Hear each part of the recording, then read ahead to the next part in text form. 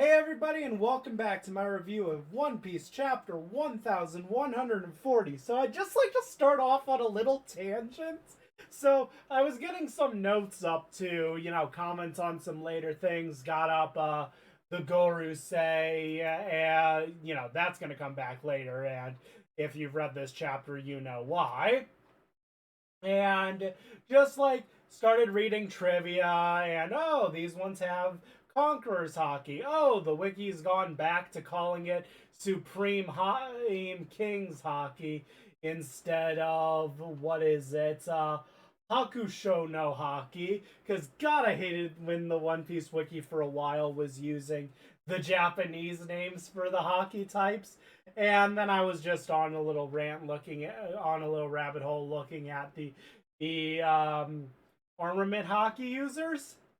God, I forgot fucking Don Chinjao uses Conqueror Saki. He is the weakest hockey. He is the weakest Conqueror Saki user by far.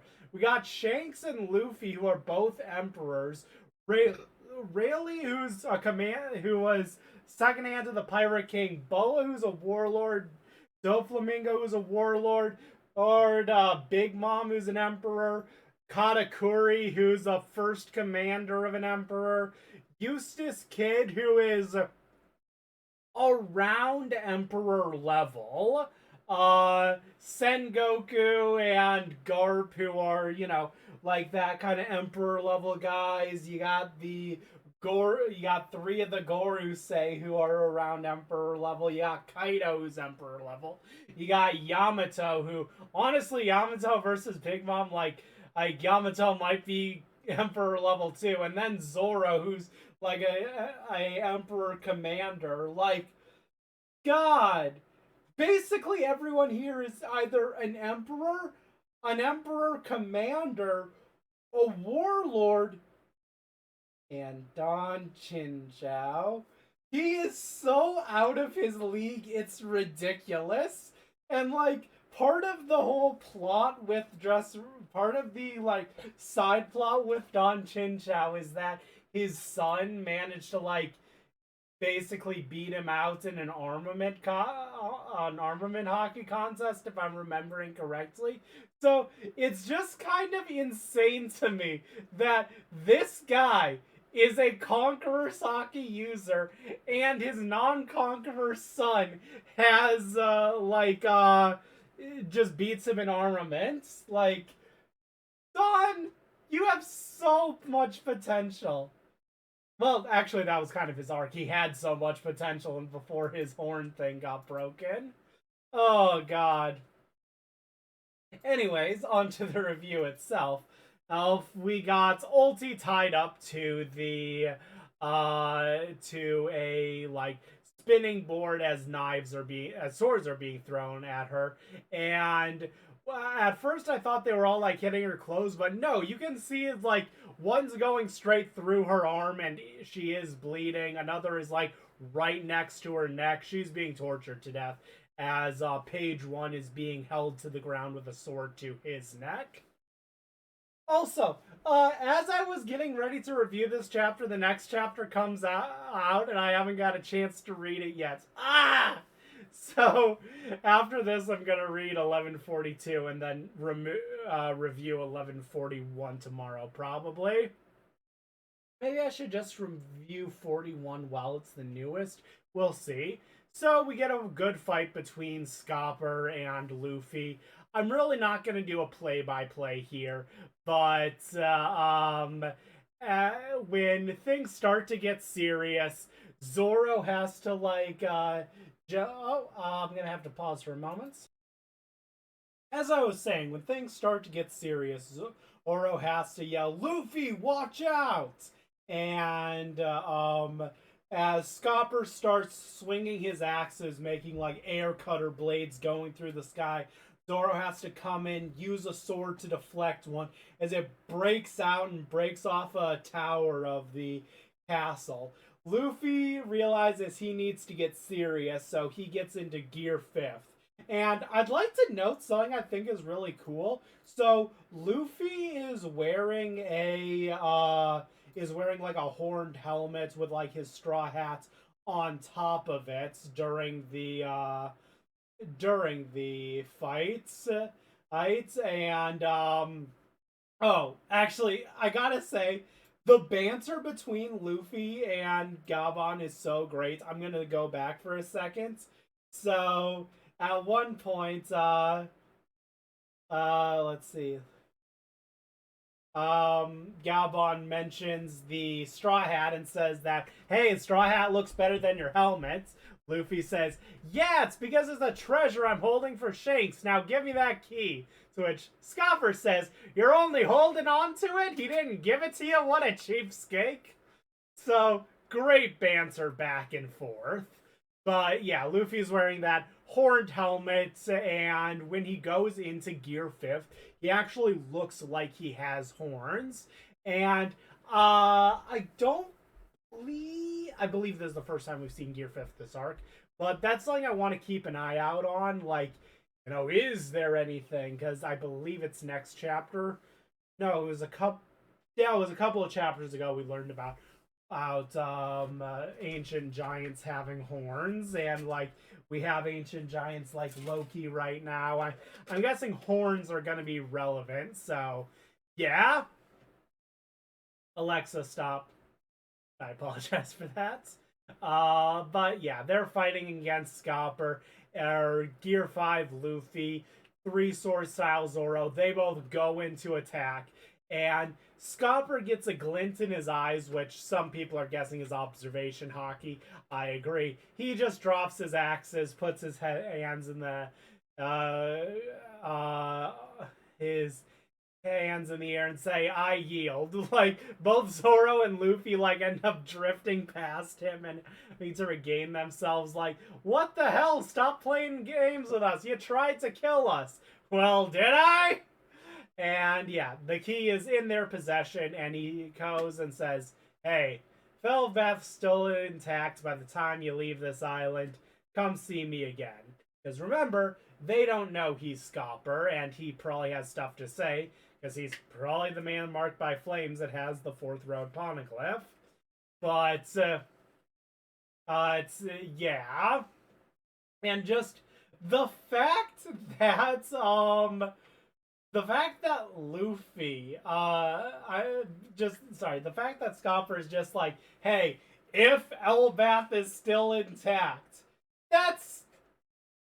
is Elbaf going to be destroyed by the time this adventure's over? God, I hope not, but with this chapter and the next, like, there's a good chance we won't have Elbaf by the end of Elbaf. So, they're like, we never want to talk to you again, yada yada yada. We go over to the Walrus School. Kids are pointing and laughing because there's like, oh, it's a bird, it's a plane. No, it's Gyunko on her little arrow thing. They fly up to the sun level right above the Walrus School, and Gyunko uses her, or like reaches out her arm and makes a demon summoning circle. Okay, pause. Fuck, we have a lot we need to talk about right now. Fuck, no, it's gonna be better if I wait till the end of this chapter, because I have a very long fucking rant about my theory with the Gods Knights. So, they're going to have to make a call. We see sorry, one moment. The sort of hell lightning strikes, and then 2 people start appearing in silhouettes. One of which saying, all right, fine, okay, I'll come. Just, like, give me a little bit to get ready. And you see him talking on a Den Mushi saying, I mean, we're supposed to get some time to change, right? Hello? Wait, can I have an hour's? Hey, I haven't had breakfast yet. I'm not, there's this food shortage. I need to get some feet. Hello? Huh, weird, the signal's not working. as we see this God's Knight as he's in his fucking underwear, as he gets a phone call on the Den Den Mushi to basically get called over, as he's like basically just sitting in his room, just like, fine, I'll come, just give me a little bit to get ready. But before they even have time to do that, he just gets summoned, bedroom and all, as he's just here wearing a wife beater, heart underwear, unshaved legs, and a jacket over him, as he is introduced as Holy Knight of the Shepherd family, Saint Summers. Fucking pause. Shepherd family. Shepherd, as in Shepherd Jew Peter, as in one of the 5 Gorosei. So, we can confidently say now that Marcus, Topman, Ethan Barron, Shepherd, and Jay Garcia are 5 of the Celestial Dragon families. So it's those 5 plus Roswald, Don Quixote, Fiegerland, Mannemeyer, and as this other God's Knight is going to introduce in a second, Rimo Shifu, plus plus the Nerona family. So I believe we are actually at 11 out of and plus the Nefertari family. So I think we're actually at 12 out of the 20 Celestial Dragon families, which, yeah, that is very cool. So other Celestial Dragon is seemingly a mythical Zoan user. Well, seemingly a Zoan user who who has a horse dragon-like body, and most people are thinking he is a Kirin, especially because his name is Killingham, but some people are translating it as Kiringham, L's and R's. So the Kiringham, St. Kieran, the the Kieran St. Kiringham, like, that's what a lot of people are thinking. Let me note something here. This guy has the fucking... Oh, wait. It's... Oh god. 1 second. So, we see as there are clouds behind this guy. Clouds. The things used to denote awakened Zoan users. Because we've only seen a few individuals with clouds.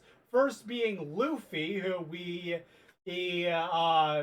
knew was an awakened Zoan user and had his white clouds. Then when we saw oh god, what's his name?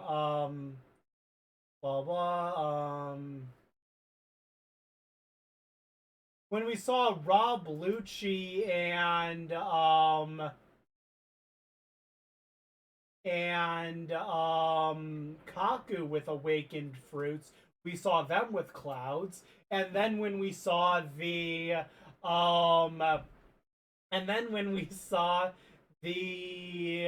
Gorosei, he also had clouds. They also had clouds. So now we don't really technically know whether or not Gorosei are actually Devil Fruit users. I am Team Gorosei are Devil Fruit users, but that's neither here nor there. What this means is that we currently have the 3 confirmed Zoan Awakenings all have clouds, and the Gorosei all have clouds. This guy also has clouds. This is probably an awakened Zoan user, which, considering that this is the God's Knights, like, I expect nothing less. And here's the thing that's really interesting. all of the Awakened Zoan users we have seen in the series so far, besides Luffy, have had black clouds, which it makes sense for the Gorosei because they maybe have like even evil demony powers, but I was of the opinion that like maybe all Awakened Zoans have black clouds, and Gear 4 kind of has black clouds, but Luffy is the exception just because Gear 4. I mean, just because he's super good, or something like if you're evil, you get black clouds. If you're good, you have white clouds. But he has white clouds! So, God, I am so wondering what is up with this guy. Additionally, he has on a bubble helmet, like the rest of the Celestial Dragons, with a breathing apparatus at the front. So, let me say my theories with that.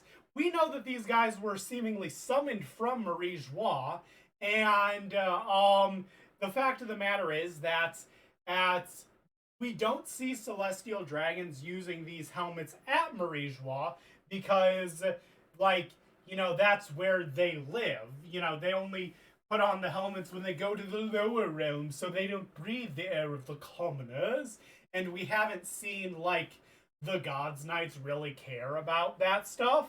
But because there's a specific breathing apparatus, I'm wondering if, this guy has, some sort of, a health condition or something. Like, he can't breathe normal air, or it's something associated with his devil fruit. Like, oh, he's able to, ignite nitrogen or something. So he has to, be inside of this bubble tank that has nothing but nitrogen, or no nitrogen at all, or something like that.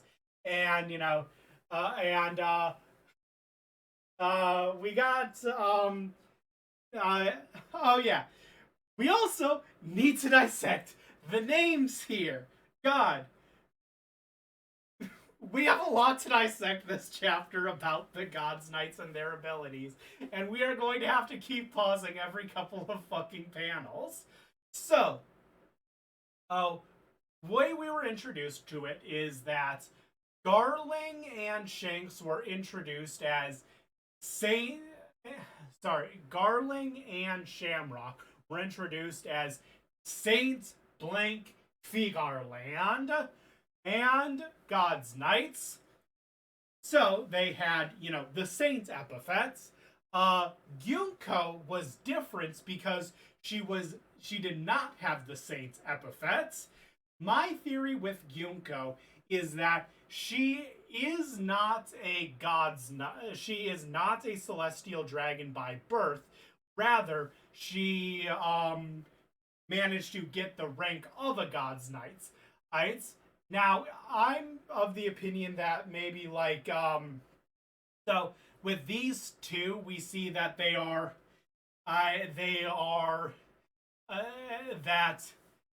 Saint first name of house whatever, which is different than the way Garling and Shamrock are. So my personal theory is that Shamrock and Garling, full-blooded celestial dragons, they get the Saint title at birth, and yeah. Meanwhile, someone like Killingham and Summers here, they are probably half-blooded celestial dragons. They don't have the full celestial dragon blood, so they don't have the right to use the term saints. However, they can, if, they work hard enough and get the position of a God's Knight, then they will get the title of saints. Then someone like Gyunko, they get the title of saint, but they won't be Saint Summers, ain't Shepherd Summers. They will be of House Shepherd, Saint Summers. But someone like Gyunko here, she does not get a family name. She does not get a saint title. I'm guessing she has no celestial dragon blood in her. She probably worked as one of those. She worked her way up to be a God's Knight. I'm thinking like those royal guards in Marie Joie are probably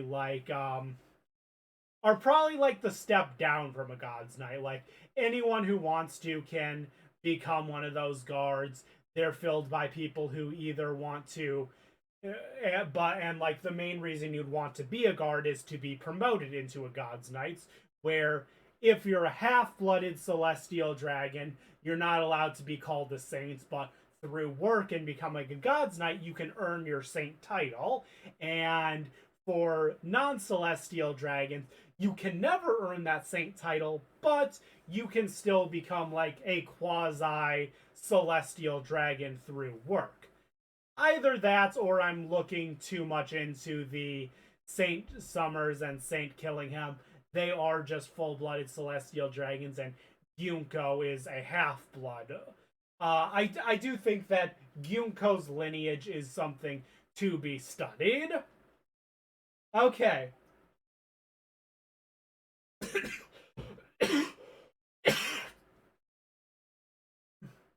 Now, there's something else we have to investigate here.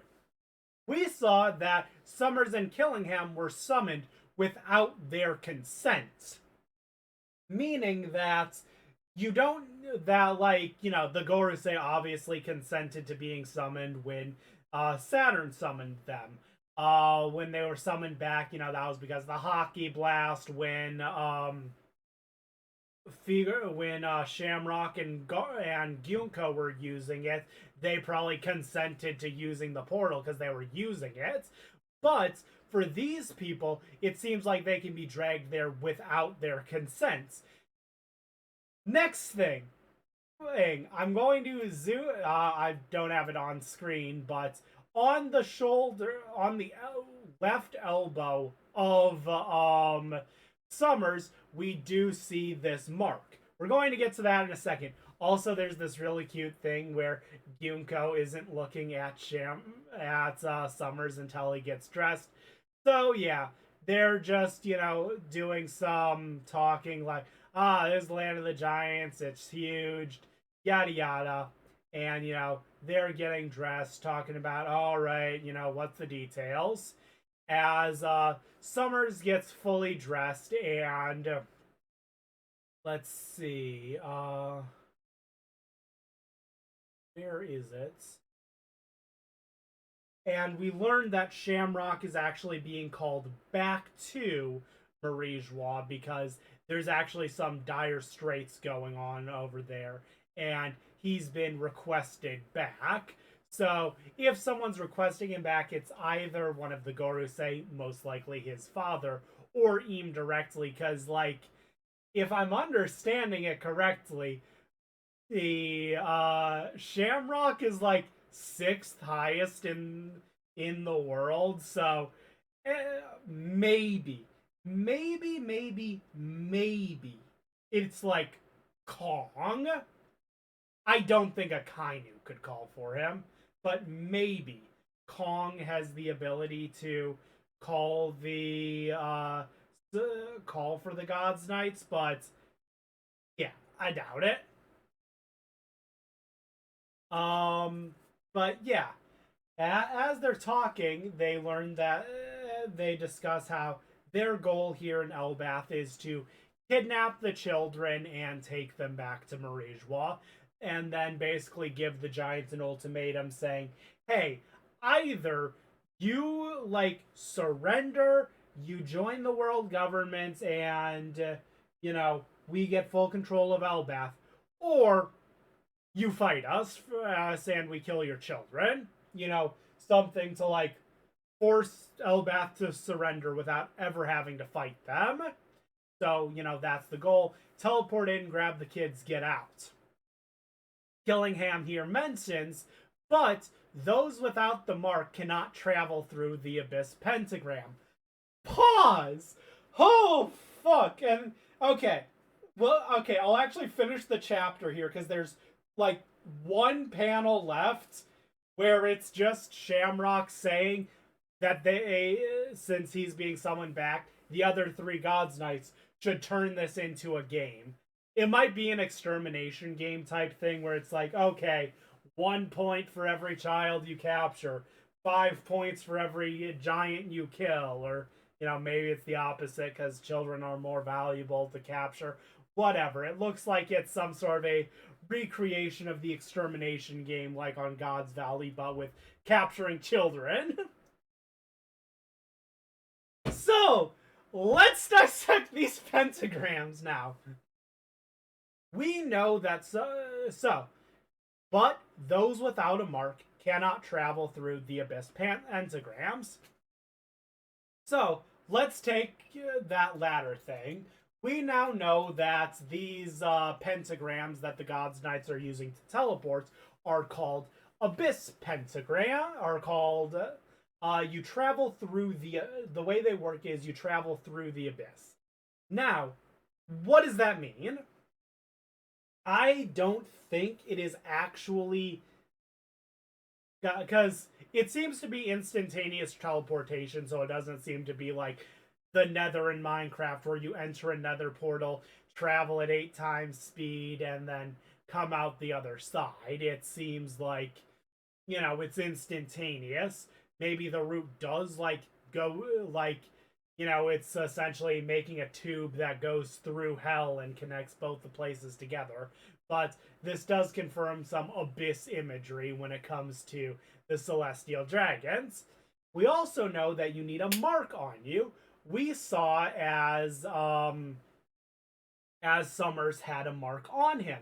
Now, we know with the pentagrams there are normal pentagrams. However, there are 5 special pentagrams with the numbers 1 through 5 exclusively used by the Gorosei at this point.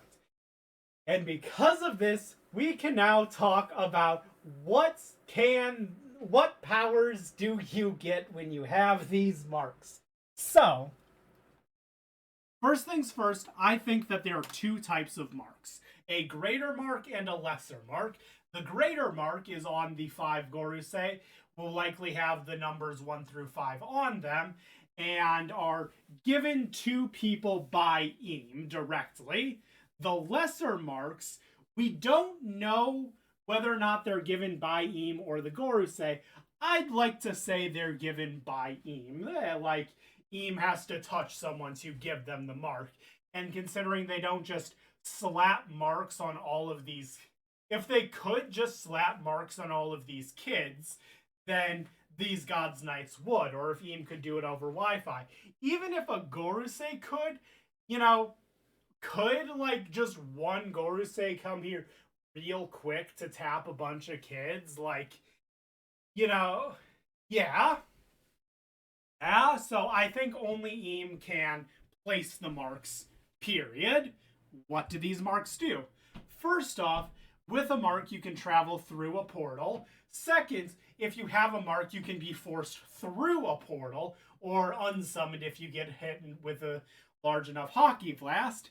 Another thing is that we know that Eam could telepathically talk to the 5 Gorosei, and the 5 Gorosei could telepathically talk to each other, meaning I believe that the greater mark allows you telepathy.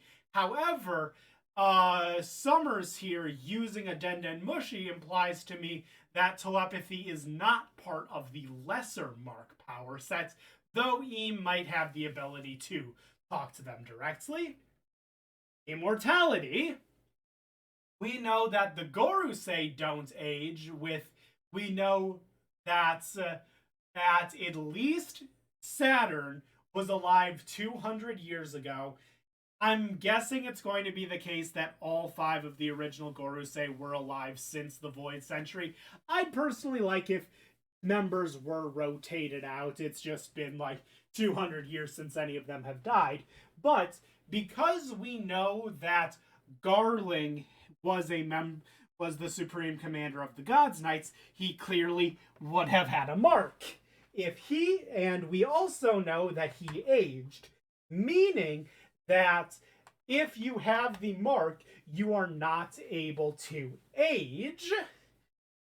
So that might also be another perk of the Gods Knights. If you become a Gods Knight, there's a chance you get promoted to Supreme Commander, and if a Gorosei position is available, you can take it. So someone like Yunko, who might be half or even less Celestial Dragon, there's theoretically a roadmap for her becoming a Gorosei and becoming immortal.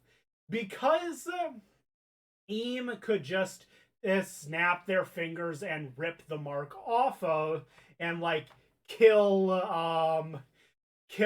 Saturn. I'm guessing that essentially like Saturn did age, he just didn't take the effects of it, and when the mark was ripped off of him, he then just had all of that aging occur. Next thing we need to discuss, regeneration. We know that those with the greater mark have regeneration. Do those with the lesser mark? We don't know. I would prefer if we don't start handing out regeneration like it's a dime a dozen ability and every single God's Knight has regeneration. That being said, it might be a good idea from a writing perspective because, like, if there is a trick to fighting someone with regeneration, you know, hey, let's fight some level 80 guys who have regeneration to get used to fighting someone with regeneration. So that way we know the trick when we fight the level 95 Goruseis again. And then I think that's all there is. Um, and then there's whether or not you think that like the Gorosei are given powers by Eam. Now, there's another thing we want to talk about. We know that Shanks trained as a god knight. We know that Shanks returned to Mirage for a time. My personal theory is that after Roger's execution, he went to Mirage, spent some time there, trained as a God's Knight, got his sword Griffin, which might actually have a griffin in it, and I'm guessing that Garling's sword also has some sort of a mythical creature in it. As he was appointed a member of the God's Knights, and I think he was made a God's Knight and given a mark on him, and with the mark had the ability to you teleport around.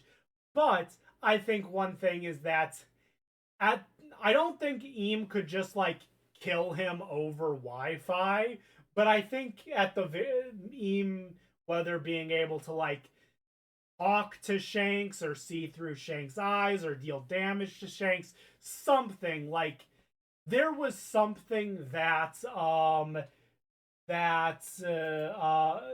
there was some sort of like Eam had some level of control over Shanks because of the mark in this little theory, which I have gotten from others. I'm wanting to say that like this was something discussed by Grand Line Reviews. It was after reading a comment. Now, here's the thing. Summers has his mark on his left arm. Shanks is missing his left arm. Here is my theory. I believe after spending his time in Mirage, one second, how old is Shanks? So Shanks is 39. Okay, so he was 27 in like that chapter 1, and then he was and then he was 37 pre-time skip. So let me do the math. One Piece. Oh, I can just look up Ace's age and that'll tell me when Roger died. Because, he was born like right after Roger's death, just about. Or actually wasn't it like a while after Roger's death? 1 second. One Piece. How long ago did Roger die? 25 25 or 24?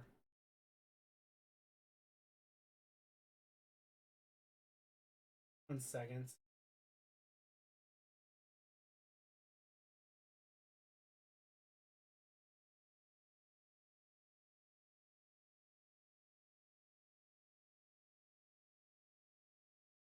So here's my theory. So 24 years ago, Shanks would have been, what is that?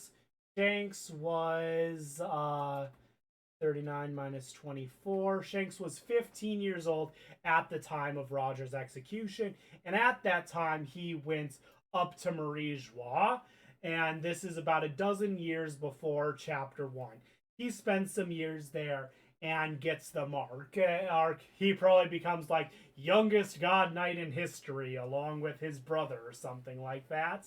And I think basically realizes he is not free. He has no freedom at all because, he's being told to go on these missions, and also he has this mark on him, so Eam can just, exude power over him. And I think what Shanks did is he became a warlord. I don't mean he had the title of a warlord, but I'm wanting to say something similar to that, where Shanks basically said, hey, look, I want to play pirates. I love doing so when I was as a kid. Alexa, stop. I love doing so when I was a kid on Roger's ship. Here's what I want, team. Let me start a pirate crew in the East Blue. Let me just go around, have light adventures in, the weakest sea. I'm not going to do anything too dangerous. You can look at me whenever you want. You can tell I'm not doing anything too dangerous. And in exchange, yeah, whenever you want me, I'll come and I'll do whatever it is you want me to do. Sort of like how Doflamingo had like some, celestial dragon leverage, even as he was, even though he was stripped of the title, he knew celestial dragon secrets and was able to get some leverage. Like he has his own custom little area in Impel Down, so no one can hear his yapping, and they're not just going to execute him because maybe he has like information on a dead man switch or something. Excuse me. I'm thinking Shanks was the same way, that he basically got some sort of a leverage where he's able to do so. And he spends, since Roger's death, he gets, yeah, 12 years after Roger's death, he is in the East Blue, and he manages to get a hold of the Gum Gum fruit. He's going to give it to Ace, and Luffy eats it. Then the Sea King appears. I think what Shanks did is he used the Sea King to eat his arm. By losing his arm, he lost the mark. Eam doesn't have any control over Shanks anymore. So as soon as that happened, he could hit the ground running. And over the next 12 years, he spent 6 years building, getting his crew, getting to the Grand Line, and then being part of the group that takes down Loki and ties him to the tree and becomes a warlord. 4 years after that, he goes to Marineford to stop the war, and now he's making the push for the One Piece. Like, I think that's, yeah, he was a God's Knight. He got the mark, and he was basically a slave to Eam because of that, but that he intentionally lets the Lord of the Coast eat his arm with the mark on it, so that way he no longer had the mark. And yeah, I think that he essentially, whether or not he officially held the title of a warlord, I personally think it would be really, really cool if we learned that he had the title of a warlord. I think he held, he was essentially a warlord in all but name. But yeah, that's about what I have to say about this chapter. If I'm remembering correctly, I don't have too much to say about the next chapter. I feel like next chapter was big, but I'm just forgetting it. Scroll. I mean, yeah, I can talk about next chapter for a good little bit, but this was the main one I wanted to talk about for a lot because there's a lot we learn about the marks, and I wanted to talk a lot about the stuff. But yeah, anyways, I'll talk to you next time for One Piece chapter 1141. See you guys then.